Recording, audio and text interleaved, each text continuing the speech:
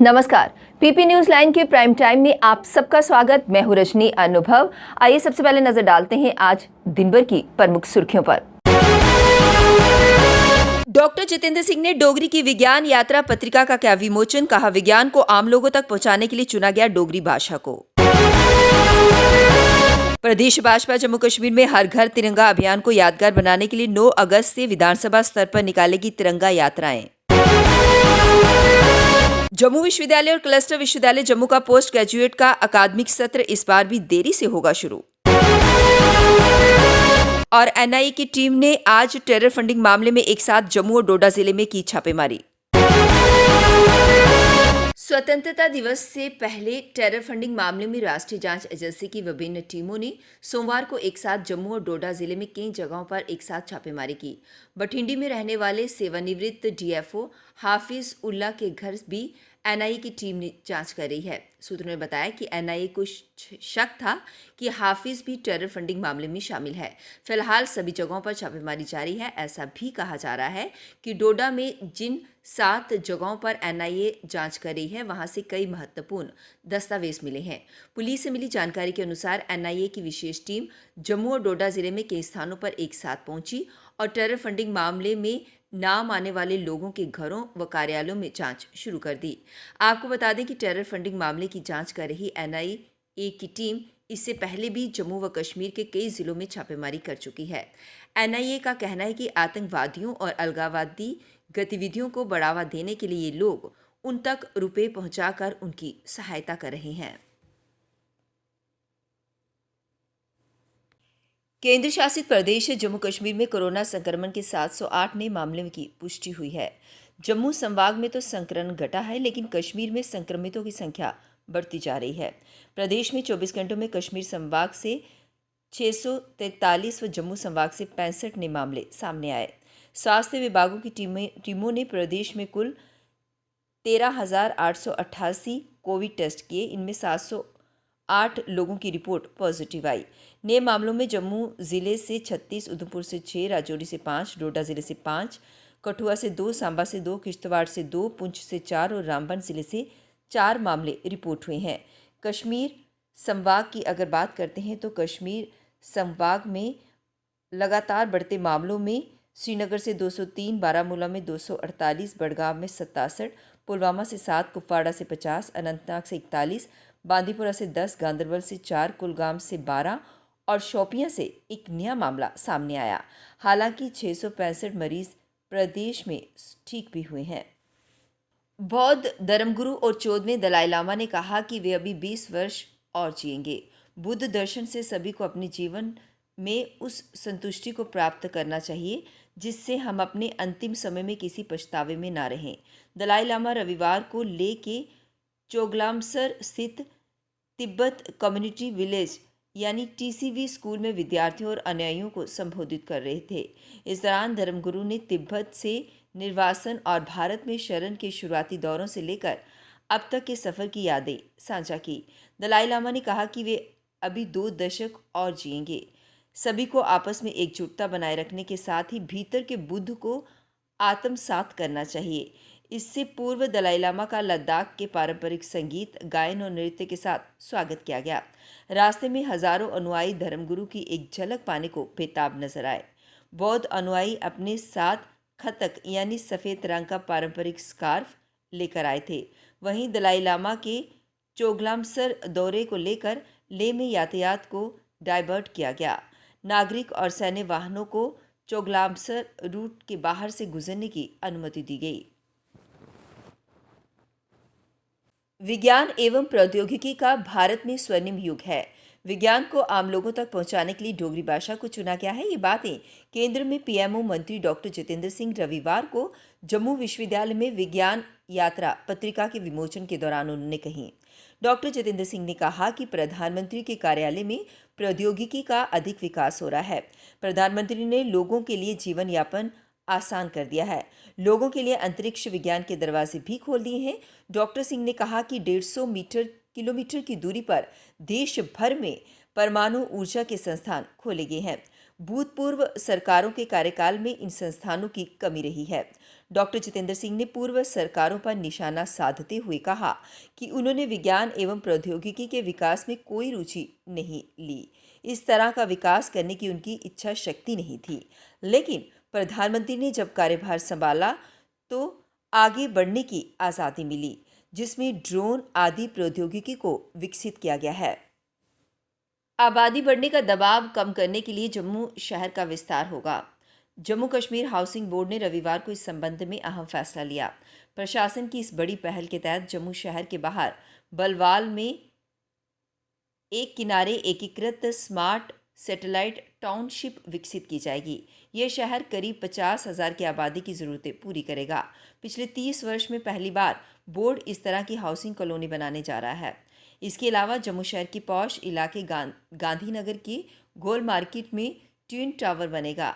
ये फैसले आवास एवं शहरी विकास विभाग के प्रमुख सचिव धीरज गुप्ता की अध्यक्षता में बोर्ड के निदेशक मंडल की बैठक में लिए गए। बैठक में ये बताया गया कि जम्मू की प्रस्तावित टाउनशिप वाणिज्यिक और संस्थागत उपयोग सहित सभी आधुनिक बुनियादी ज़रूरतों से युक्त होगी। ये एक तरह से आत्मनिर्भर अत्याधुनिक सैटेलाइट शहर होगा। इसके भीतर ही आजीविका की सभी सुविधाएं होंगी। ये प्रस्ताव जम्मू शहर के विकास की सभी ज़रूरतों को पूरा करेगा। कस्बे से छड़ी के साथ वार्षिक मनी महेश यात्रा का पहला जत्था शनिवार को हिमाचल प्रदेश के भरमौर के लिए रवाना हुआ। छड़ी यात्रा मंदिर बाजार स्थित लक्ष्मी नारायण मंदिर से भगवान के जयकारों के साथ शुरू हुई। लगभग 200 भक्तों का एक जत्था लक्ष्मी नारायण मंदिर से बेजय के लिए इस गांव के लिए रवाना हुआ। यहां तीर्थयात्रियों ने रात को आराम किया और रविवार को सुबह जल्दी यात्रा शुरू कर दी। अब अगला प्रवास पादरी मेडिकोस से होगा। उसके बाद वे अपने अगले प्रवास के लिए हिमाचल में प्रवेश करेंगे।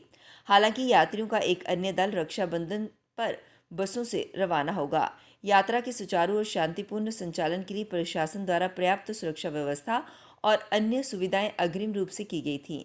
यात्रा में एसएचओ भद्रवाह जितेंद्र सिंह रखवाल और डीटीआई मंसूर अहमद भी शामिल थे। इस अवसर पर सनातन धर्म सभा के अध्यक्ष भद्रवाह बरिंद्र राजदान और नीरज सिंह मनहास भी मौजूद थे।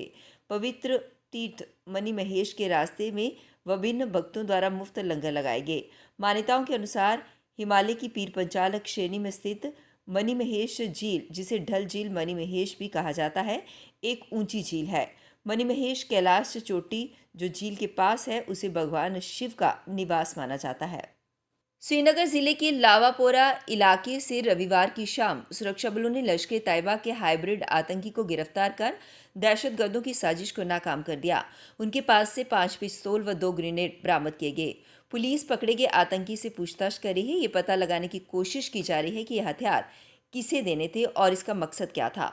श्रीनगर पुलिस ने ट्वीट कर बताया कि विशेष सूचना के आधार पर एक हाइब्रिड आतंकी को गिरफ्तार कर लिया गया है। उसकी शिनाख्त बडगाम के संगम निवासी अरशीद अहमद भट्ट के रूप में हुई है। तलाशी के दौरान उसके पास से 5 पिस्तौल, 5 मैगजीन, 50 गोलियां व 2 हैंड ग्रेनेड बरामद हुए। पकड़े गए आतंकी से पूछताछ की जा रही है। ये कार्यवाही लावेपोरा में श्रीनगर पुलिस व 2 राष्ट्रीय राइफल्स की ओर से की गई। श्री अमरनाथ यात्रा 4 दिन पहले ही अपने आखिरी पड़ाव पर पहुंच गई है। 30 जून से शुरू हुई यात्रा 11 अगस्त तक जारी रहनी थी। जम्मू से यात्रियों का आखिरी जत्था 9 अगस्त को रवाना होना था, लेकिन जम्मू के भक्ति नगर आधार शिविर से जत्था बेचने का सिलसिला 5 अगस्त के बाद से बंद कर दिया गया है। आधिकारिक सूत्रों के अनुसार श्री अमरनाथ यात्रा में बादल फटने की घटना में 15 यात्रियों की मौत के अलावा पवित्र हिमलिंग के समय से पहले अंतर्ध्यान होने के चलते यात्रियों की संख्या में भारी गिरावट आई थी। ऐसे में जम्मू से जत्था बेचने का सिलसिला बंद करना पड़ा। हालांकि पवित्र गुफा से लाइव आरती और पवित्र छड़ी पूजन समेत अन्य धार्मिक कार्य तय कार्यक्रम के तहत ही संपन्न किए जाएंगे। उल्लेखनीय है कि अमरनाथ यात्रा में अभी तक करीब 2,90,000 श्रद्धालु बाबा बर्फानी के दर्शन कर चुके हैं। प्रदेश भाजपा जम्मू कश्मीर में हर घर तिरंगा अभियान को यादगार बनाने के लिए 9 अगस्त से विधानसभा स्तर पर तिरंगा यात्राएं निकालेगा। पार्टी कार्यकर्ता वार्ड स्तर पर देश के लिए बलिदान देने वाले वीरों के घरों में पहुंचेंगे और तिरंगा लहराएंगे। प्रदेश के प्रत्येक व्यक्ति को अभियान का हिस्सा बनाने का पूरा प्रयास किया जाएगा। ये रणनीति रविवार दोपहर को जम्मू में भाजपा के राष्ट्रीय महासचिव तरुण चुग की अध्यक्षता में हुई बैठक में बनाई गई। उस स्तरीय बैठक में आज़ादी का अमृत महोत्सव के तहत 13 से 15 अगस्त तक हर घर तिरंगा अभियान को कामयाब बनाने की चर्चा की गई। तरुण चुग ने कहा कि हर घर तिरंगा अभियान को यादगार बनाने के लिए दिशा में कोई कमी नहीं रहनी चाहिए। हर नेता कार्यकर्ता की जिम्मेवारी है कि हर घर की शान के साथ तिरंगा लहराए। जम्मू के साथ कश्मीर से भी बड़े पैमाने पर देशभक्ति का संदेश जाना चाहिए। ऐसे में पार्टी नेता बलिदानियों के परिवारों का हौसला भी बढ़ाएंगे। 13 से 15 अगस्त तक प्रत्येक बलिदानी के घर की छत पर तिरंगा लहराया जाएगा। अब वक्त हो चला एक ब्रेक का, मिलते हैं ब्रेक के बाद। मजबूती की पहचान ACC cement, messrs Bishandas Jaswal and sons, authorised stockist, ACC cement, 45 transport Nagar, Jammu. रंगीन खबरों की परत दर परत खोलता है तबसरा, बयां करता है खबर के पीछे की कहानी। तीर पंचाल से सब कुछ दिखता है।